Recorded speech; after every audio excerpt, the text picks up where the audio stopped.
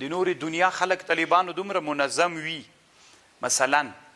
د پرمختللي اسلامي دنیا مسلمانان د حج ته چې راکته کیږي یوه جپه باندې راکته سي، مثلا ټولې ښځې وي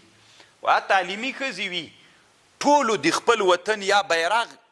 یا په خپل وطن کې یو خاصه لوګو یې په دې سر باندې ټیکري وراچولي وي، هغه چې راکته سي ورکیږي نه یو له بل نه، او روان هم کوټه وي، څوک یې قطع کولی هم نه سي، څنګه چې طواف ته راکته سي بس ټول یو هغه باندې وي، یا سور رنګ وي یا زیړ رنګ وي، لیکل ورباندې سوي نه ورکیږي طالبانو نه ورکېدلی سي، بس ټول یو هغه باندې هماغه یو معلم لري په ښځو کې، یا معلم لري یا په سړیو کې یو معلم لري، هغه څه ورته وایي دوی هماغه وایي. مونږ تاسې خو طالبانو الله دې مونږ په حال باندې رحم وکړي، ټوله وجه طالبانو د لا علمۍ وجه ده، الله دې مونږ په علم باندې مزین وګرځوي. ځه باب لا یطوف بالبیت عریان ولا یحج مشرک، طواف دې نه کوي له بیت الله نه لوڅ سړی، ولا یحج، او یعنی مخکې داسې عادت و چې کله به بیت الله ته د نورو وطنونو خلک راغلل بیت الله ته، نو چې رابغلل نو دوی به ویلې چې کوم کالي موږ اغوستلي دې کې موږ ګناه کړې، په دې کالیو کې موږ طواف نه کوو، داسې قمقل خلک ول. بیا به یې داسې ویلې چې که دلته به په د قریشو ته به دوی حمس ویلې، حمسیان به یې ورته ویلې، نو هغوی کې به که خپلوان درلودل نو هغوی به کالي ورکړل، په هغه کالیو کې به دوی ته، او که څوک به یې شناخته نه درلودل زتی به یې کمیس و پرتوګ وویستله بیت الله نه به یې لوڅ طواف کو. نو نبی علیه السلام بیا یو کال د حجة الوداع نه مخکې ابوبکر صدیق صاحب راولیږه د حج دپاره، او علي رضی الله عنه یې اعلان یې وکړ الله یطوف بالبیت عریان ولا یحج بعد العام مشرک،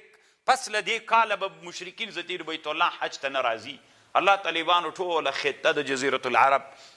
اسلام باندې وګرځوله. سړی ډېر خوابدی سي طالبانو، څومره ښه ورځ وله چې نبی علیه السلام د دې اعلان وکړه الله یطوف بعد العام مشرک، که نه د اسلام خطه طالبانو ټول هند ته ورسېدله، طالبانو له کابل نه تر دهلي پورې د اسلام واکمني وله، په دهلي باندې 900 کاله د مسلمانانو واکمني وله. ګوره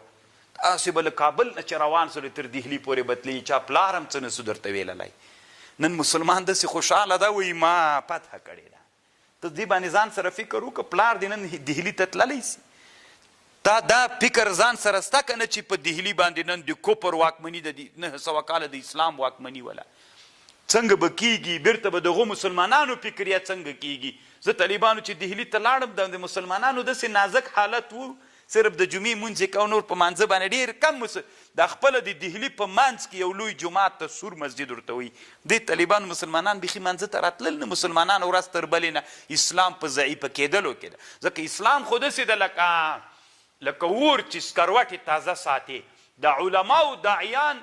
دوی به طالبانو اور لکه پوکوي چې تازه به یې ساتي، داعیان نشته ده. هغه داعیان چې د جماعت دعوه و تبلیغ د طالبانو چې ته دهلي ته لاړ سي او د ابوالحسن علي الندوي رحمه الله دا کتاب راواخلي